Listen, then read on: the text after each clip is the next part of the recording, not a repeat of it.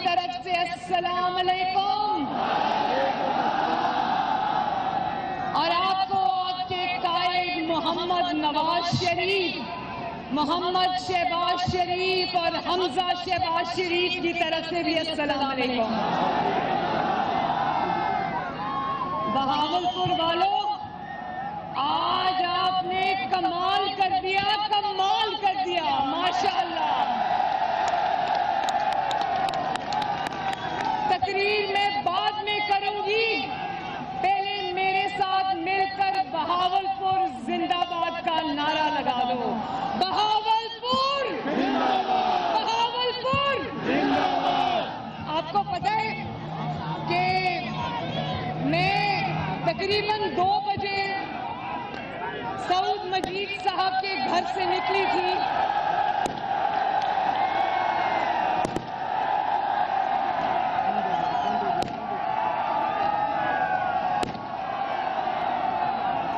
चले बस करें, बाद में चला, बाद में चला। मैं तकरीबन 2 बजे बहावलपुर में सऊद मजीद साहब के घर से निकली थी और अब क्या टाइम हो गया? 8 बज गए। 2 बजे से लेके 8 बजे तक बहावलपुर के लाखों, हजारों नहीं लाखों अवाम मुझे सड़क पर मेरे साथ चले माशाअल्लाह। और बहावलपुर वालों, इतनी मोहब्बत, इतनी शफकत दी आपने मुझे कि मैंने कंटेनर के ऊपर से खड़े होकर मोहम्मद नवाज शरीफ साहब को वीडियो कॉल की और मैंने कहा ये देखें अपने चाहने वालों का समंदर यहाँ पर। एक चीज मैं बता दूं बहावलपुर वालों, मोहम्मद नवाज शरीफ आपसे बहुत टूट के मोहब्बत करता है। और आज आपने नवाज शरीफ की मोहब्बत का जवाब पहले से भी बढ़ के दिया है। जिंदाबाद बहावलपुर, जिंदाबाद। और मैं बहावलपुर वालों, मैं ये कहना चाहती हूँ, मैं ये कहना चाहती हूँ कि मौलाना फजलुर रहमान साहब, अगर आप हुक्म करें तो बहावलपुर का ये ठाठे मारता हुआ समंदर, अगर मैं इसका रुख इस्लामाबाद की तरफ मोड़ दूं तो क्या होगा?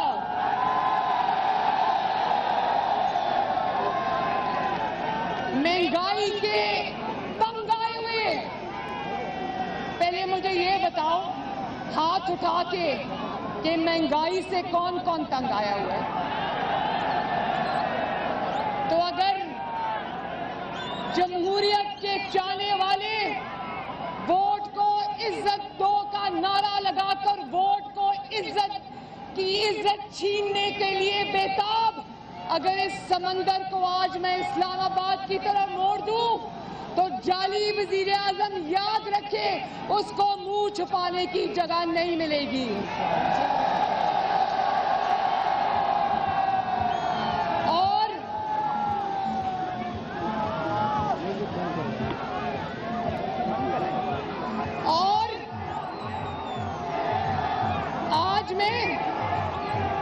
आज हम बाकी बातें बाद में करेंगे, लेकिन मैं आज आपके साथ, मुझे पता है कि बहुत ज्यादा महंगाई हो गई है, मैं जानती हूँ।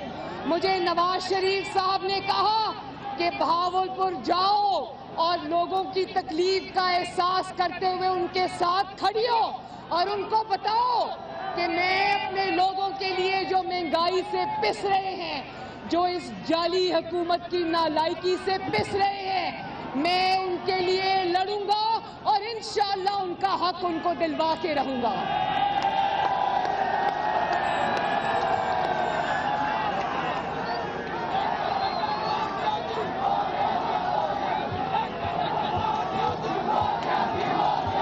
सब मिलके कहो गो न्याजी।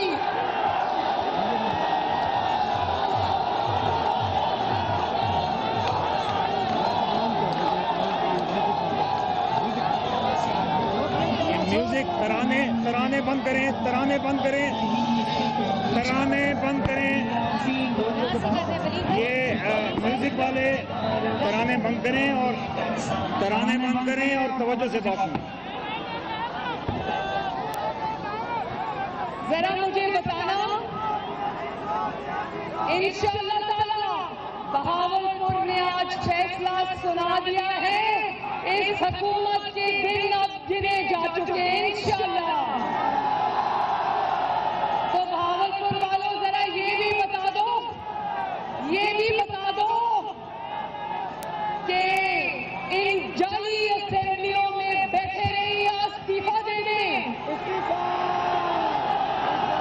जरा आवाज नहीं आई, दोबारा बताओ, जाली असेंबलियों में बैठे रहे या इस्तीफा दे दें।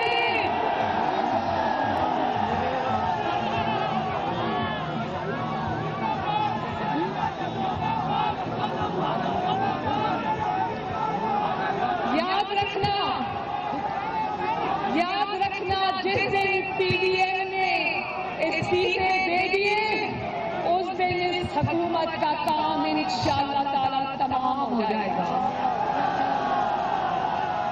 मुझे एहसास है, मैं जहां भी जाती हूं लोग मुझे कहते हैं कि मरियम बीवी, महंगाई ने हमारा बेड़ा गर्क कर दिया है। मुझे एहसास है, मुझे हमदर्दी है आपके साथ, लेकिन मेरी बात सुनो, महंगाई इतनी बुरी तरह बढ़ गई है कि जो आटा नवाज शरीफ के दौर में 35 रुपए किलो था, आज कितने रुपए किलो है आटा? 80-90 रुपए किलो है। और जो चीनी, नवाज शरीफ के दौर में चीनी 52 रुपए 50 रुपए किलो थी, आज कितने रुपए किलो है?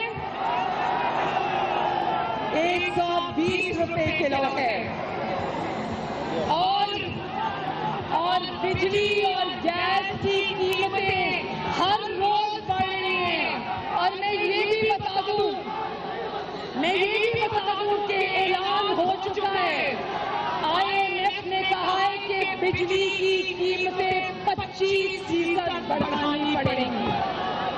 मुझे एहसास है कि बहावलपुर के आवाम अपनी रोटी पूरी करें, अपने बच्चों की फीसें पूरी करें, अपने बच्चों के कपड़ों के पैसे दें, अपने बिजली के बिल दें, अपने गैस के बिल दें, या अपने घर में बूढ़े या मरीजों की दवाइयों का बंदोबस्त करें।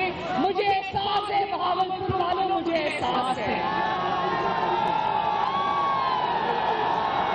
और इसीलिए मैं चाहती हूं कि जल्द से जल्द इस जाली वजीर आजम को घर भेजें, इस नालायक वजीर आजम को घर भेजें, इस नाअहल वजीर आजम को घर भेजें, जो 2.5-3 साल बाद आकर कहता है कि तैयारी के बगैर किसी को नहीं लाना चाहिए। 2.5 साल बाद हाथ खड़े कर दिए कि मुझे काम नहीं आता।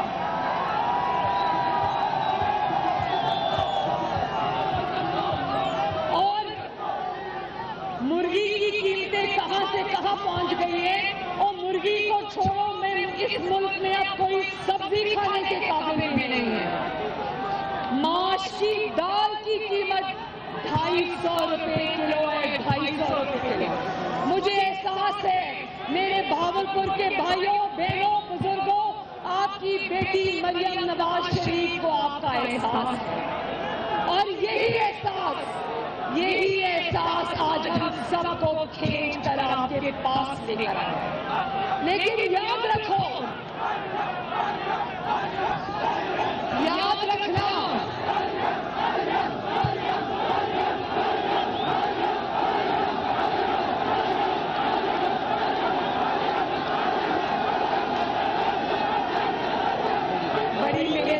बड़ी मेहरबानी, शुक्रिया। लेकिन याद रखना बहावलपुर वालों, पंजाब को ताना दिया जाता था ना कि पंजाब जुल्म के खिलाफ खड़ा नहीं होता जब तक दूसरे भाई दूसरे सूबे ये कहा करते थे कि जब तक पंजाब खड़ा नहीं होगा इस मुल्क में तब्दीली नहीं आएगी। तो सुन लो कि न सिर्फ पंजाब खड़ा हो गया है बल्कि पंजाब अपने हकूक को वापस लेने के लिए पूरी तरह तैयार है।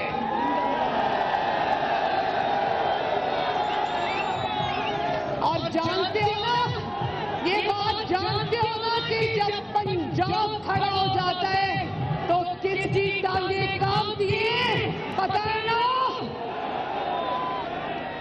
तो ये जो इतना खौफ है, इतना डर है, ये बिला वजह नहीं है।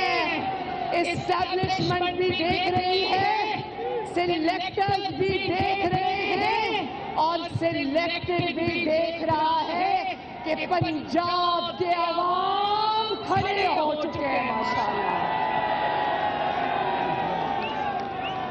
बोलो पंजाब के अवाम अपना हिस्सा, अपना हक छीनने के लिए तैयार हो। आपके जिस वोट पर सिलेक्टेड ने डाका डाला था वो वोट वापस लेने के लिए तैयार हो।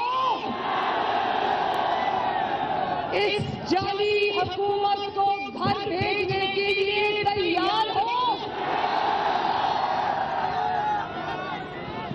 ये तब्दीली का नारा लगाता था ना, तो जरा मुझे हर बात पर हाथ उठाकर बताना कि क्या इसको तब्दीली कहते हैं? बताओ कि क्या लोगों के घरों में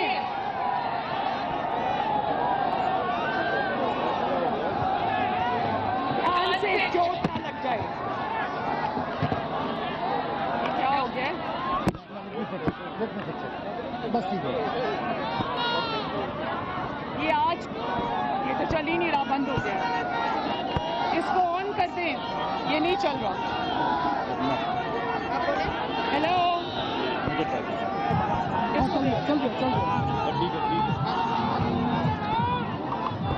बताओ जरा, ना चल रहा।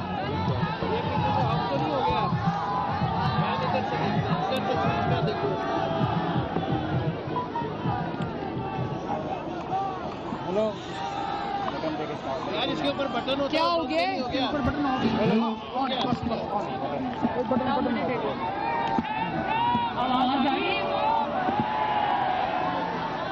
तो मुझे बताओ, क्या महंगाई के इस तूफान को तब्दीली कहते हैं? क्या इस नालायकी और नाअहली के समंदर को तब्दीली कहते हैं? क्या बेरोजगारी के सैलाब को तब्दीली कहते हैं? क्या कश्मीर फरोशी को तब्दीली कहते हैं? क्या कौमी मफाद फरोशी को तब्दीली कहते हैं? क्या गरीब के चूल्हे की आग बुझा देने को तब्दीली कहते हैं? क्या 27 अरब की 4 मेट्रो और 127 अरब की सिर्फ एक मेट्रो जो चलती कम और ज्यादा, उसको तब्दीली कहते हैं?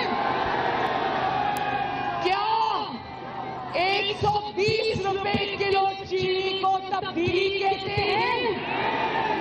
क्या महंगी तरीन बिजली को तब्दीली कहते हैं?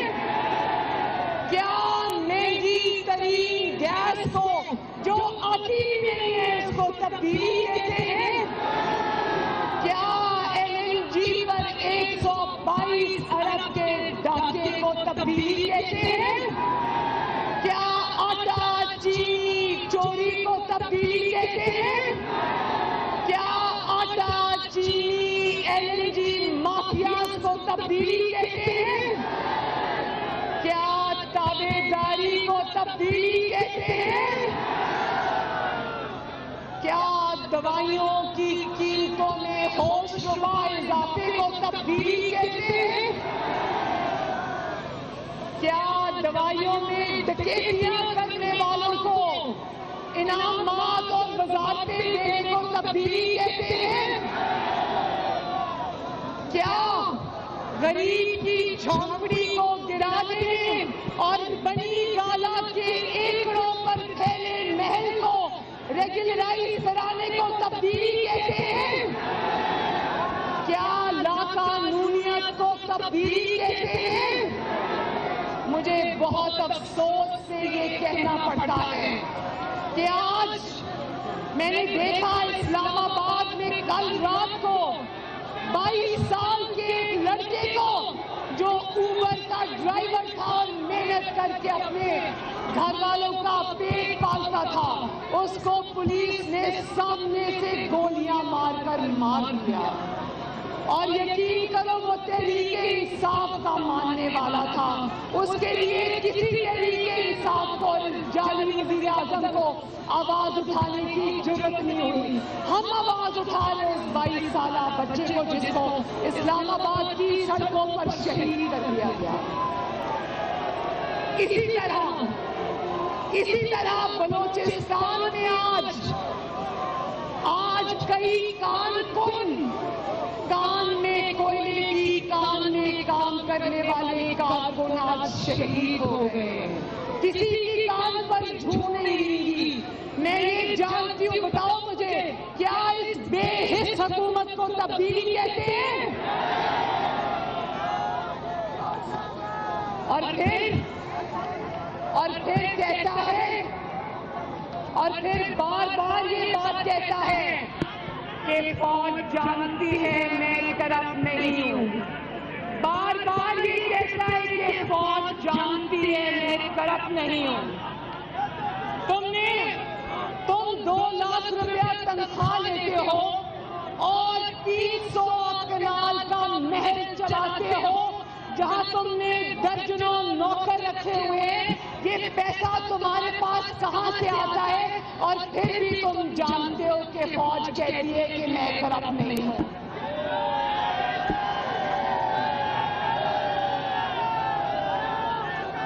मेरी बहन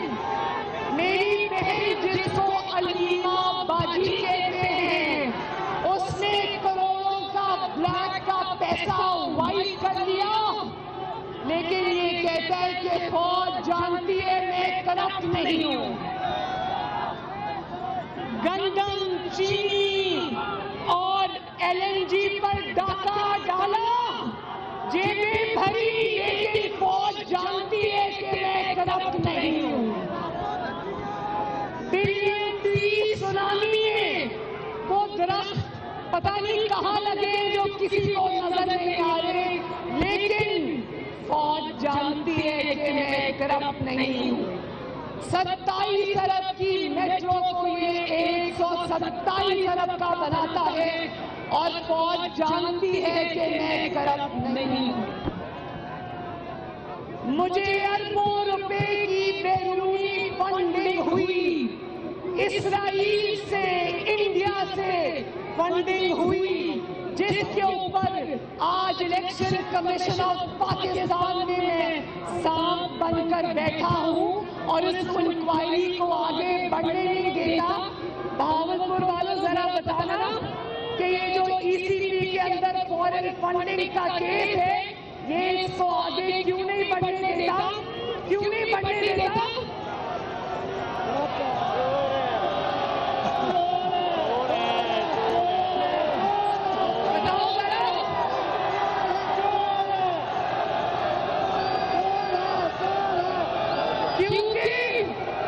क्योंकि फौज जानती है मैं करप्ट नहीं हूं।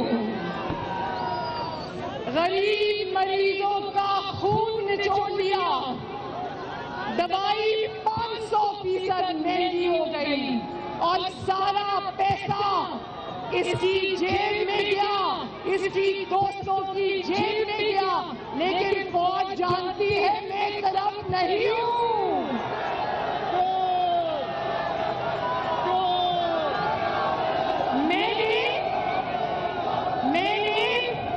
सुनो, ये ताबेदार खान कहता है कि मैंने करोड़ों और अरबों रुपए लूटने वाले अपने दोस्तों को नैब से बचाया, मुल्क से फरार कराया, लेकिन फौज जानती है कि मैं करप्ट नहीं हूँ। मैं मालम जब्बार के भी खुलने नहीं देता, क्योंकि फौज जानती है कि मैं करप्ट नहीं हूँ। समझ आ रही है ना? मैंने गरीबों के घर गिराकर, गरीबों की झोंपड़ियां गिराकर मैंने बनी गाला का घर रेगुलराइज करा लिया, लेकिन फौज जानती है कि मैं करप्ट नहीं हूँ।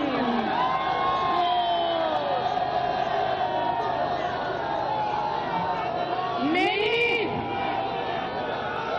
बात सुनो, मैंने एक ईंट लगाए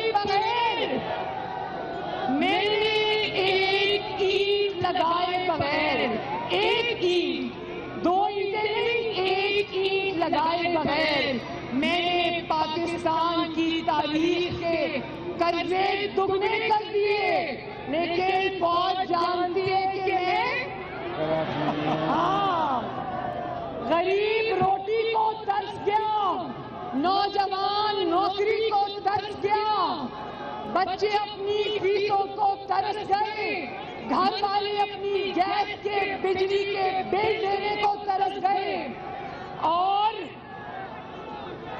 फौज जानती है मैं करप्ट नहीं हूँ। फौज जानती है, और फौज भी बोलेगी कि तुमने बड़ी ईमानदारी से करप्शन की है।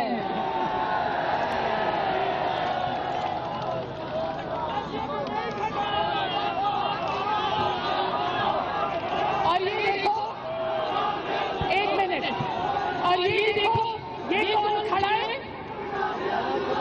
नहीं, ये कौन खड़ा है? शेरे पंजाब। एक दफा फिर एक आवाज में बता दें, ये कौन खड़ा है? शेरे पंजाब। ये खड़ा है नवाज शरीफ का शेर राणा सनाउल्लाह। ये भी जानते हो ना, ये भी जानते हो कि राणा सनाउल्लाह के ऊपर क्या केस डाला था?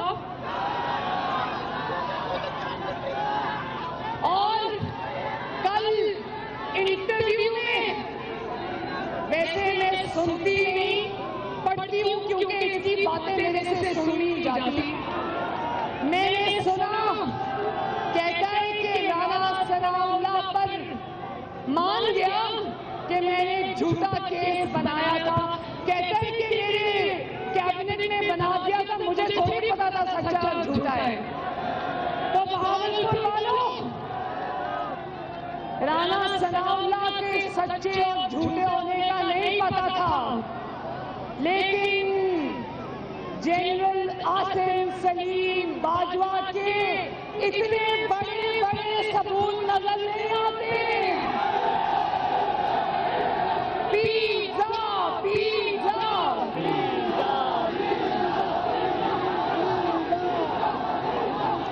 लेकिन मेरे साथ मिलके बोलो, राणा सनाउल्लाह को मैं झूठे केस में पकड़ लेता हूँ, लेकिन आसिम सलीम बाजवा को खतरों के सबूत होने के बावजूद मेरी हिम्मत नहीं पड़ती, क्योंकि फौज जानती है कि मैं करप्ट नहीं हूँ। तो चलो, मैंने बहुत वक्त ले लिया, अब मेरे बुजुर्ग मौलाना फजलुर रहमान साहब ने आपसे बात करनी है, तो एक दफा फिर बता दो। वैसे एक बात बताऊं, इस हुकूमत से निजात क्यों जरूरी है? मैं कसम खाकर कहती हूँ, और आप लोग मेरे से ज्यादा बड़ी कसम खाकर कहोगे कि पाकिस्तान की 73 साला तारीख में इतनी नालायक, इतनी करप्ट और इतनी नाअहल हुकूमत पाकिस्तान में नहीं। तो बता दो बहावलपुर, एक दफा फिर बता दो, पंजाब अपनी जंग लड़ने के लिए तैयार है। पंजाब अपना छीना हुआ वोट वापस लेने को तैयार है।